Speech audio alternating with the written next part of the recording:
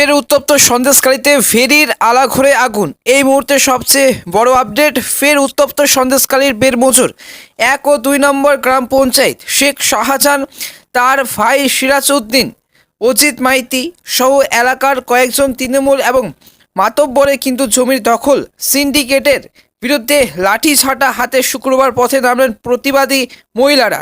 ঝুপখালিতে ভাঙচুর করে আগুন লাগানো হলো সিরাজ উদ্দিনের ফেরির আলাঘরে।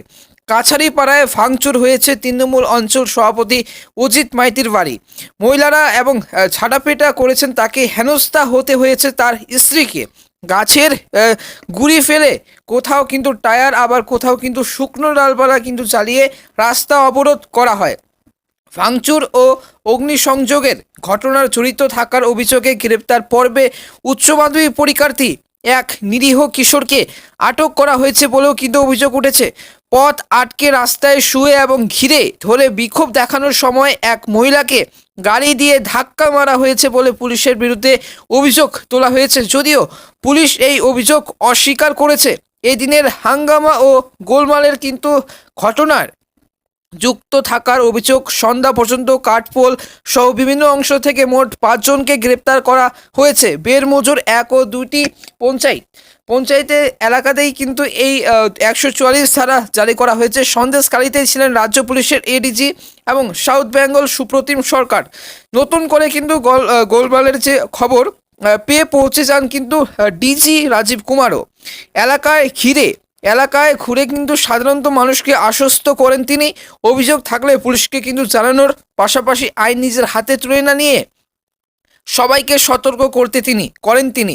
এই আবর্তে কিন্তু এদিন জাতীয় এবং মানবাধিকার কমিশনের যে প্রতিনিধিরা সন্দেশখালীর বিভিন্ন গ্রাম পরিদর্শন করে সাধারণ গ্রামবাসীদের সঙ্গে কথা বলেছেন। নতুন করে গোলমালের খবর আসতেই কিন্তু এই দিন সন্দেশখালী যাওয়ার চেষ্টা চালান বিজেপি সাংসদ লকেট চট্টোপাধ্যায়।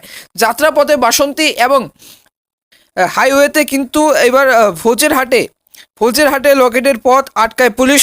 তাকে আটক করে নিয়ে যাওয়া হয় লালবাজারে, পরে ছেড়ে দেওয়া হয় সংবাদকে। 144 ধারা জারি থাকার কারণে একইভাবে ধামাখালি যাওয়ার পথে আটক দেওয়া হয় বিজেপির মহিলা মোর্চার জেলার এবার সভানেত্রী ফাল্গুনী পাত্র সহ কয়েকজনকে। চাষের জমিতে মাটি কেটে ফেরি সম্প্রদায়ে এবার সম্প্রসারণের সময় গত বৃহস্পতিবার বাসিন্দাদের তাড়া খেয়ে কিন্তু এলাকায় ছেড়েছিলেন শেখ শাহজাহানের ভাই সিরাজ উদ্দিন। মোটর সাইকেল চালিয়ে পালানোর সময় দেখে নেওয়ার হুমকি দিয়ে গিয়েছিলেন তিনি।